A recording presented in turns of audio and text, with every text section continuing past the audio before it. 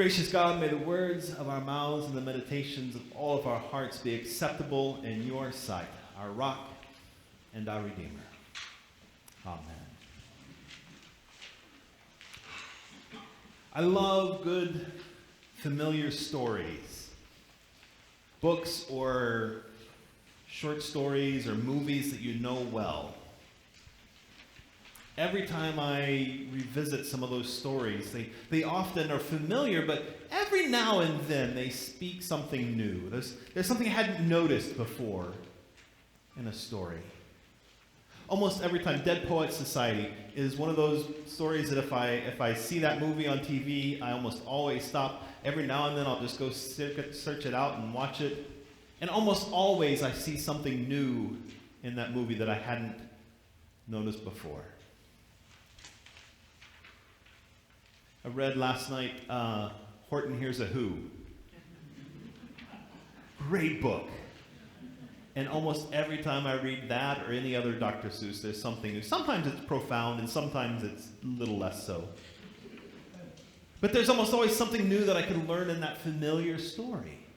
And every year, cada año, each year, this first Sunday of the year, we read about Tres Magos, the three wise men, the three mages, who come from far away to bring gifts and pay homage to the newborn baby Jesus. And we know how it goes. These guys show up in Jerusalem. They go, "Where's the new king of the Jews?" And Herod goes, "Say, what now?" Because he thought he was king of the Jews. And he sends them off to go find where it is that Jesus is born and says, "Come back and tell me when you find." So I can also pay homage. And we know that he is a villain and that he doesn't have good and kind intents by asking where it is that they find Jesus.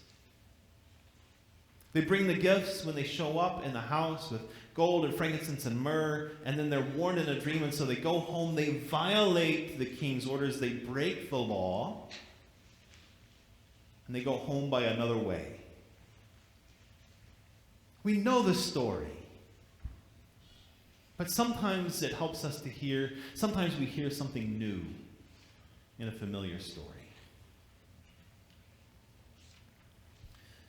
Anybody know where the wise men, these magi, come from? The East, generally. We don't know for sure. But most readers and commentators over the ages have suggested they were probably Persian, which means they came from Iran. That sounds different this year, doesn't it? They weren't kings. We've sometimes imagined them as kings. In fact, I think we have, when these fine fellows all got crowns, and they look very kingly. But they weren't kings, they were religious leaders and scholars. But not Jewish religious leaders and scholars. They were Persian. They were people of another religion and a different culture and a different language and a different ethnicity who travel a long way to come pay homage to Jesus. And Matthew tells us this story as a way of teaching us something about who Christ is. That he is more than just an interesting guy with a funny birth story. Do you remember that barn? Oh boy. Whew. But rather that there is something profound happening in the birth of this child. So much so that it brings people from other places and other faith across boundaries and borders to come pay homage. And in that meeting, in those folks who come from far away, those wise and studied men, and maybe even women, we encounter something ourselves about Christ. This is the whole reason Matthew tells us this story. Right? He wants us to understand something about Christ by introducing to this people from somewhere else. That the story of Jesus, the work and ministry of Jesus, the work of God in and through Christ, is not just for us, but it's universal. It breaks down the normal boundaries and barriers that we think our religion occupies and speaks to something bigger and deeper and truer about who God is.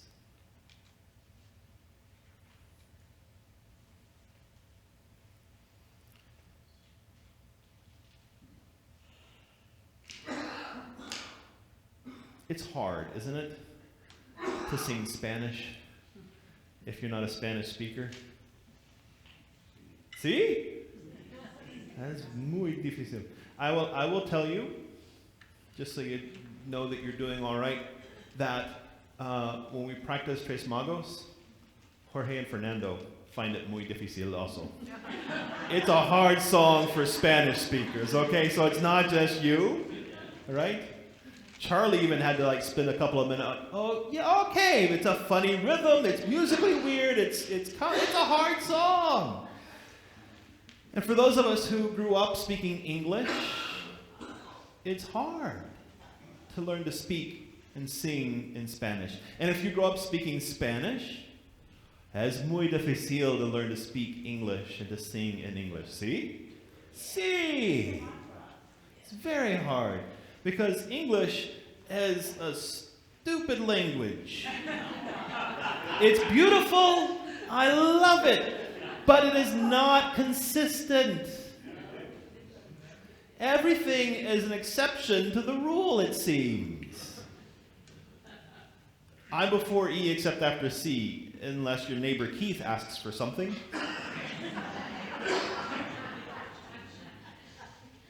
Right? It seems like as soon as we learn a rule in English, the exceptions are almost as long as the ones the rule applies to.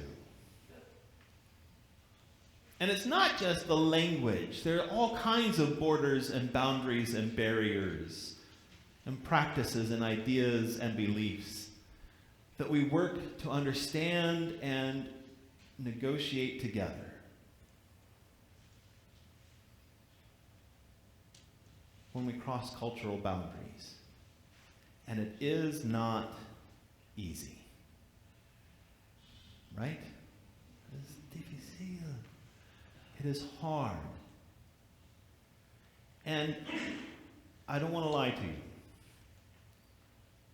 you. There's no magic that's going to suddenly make everything work when we work with our hermanos y hermanas.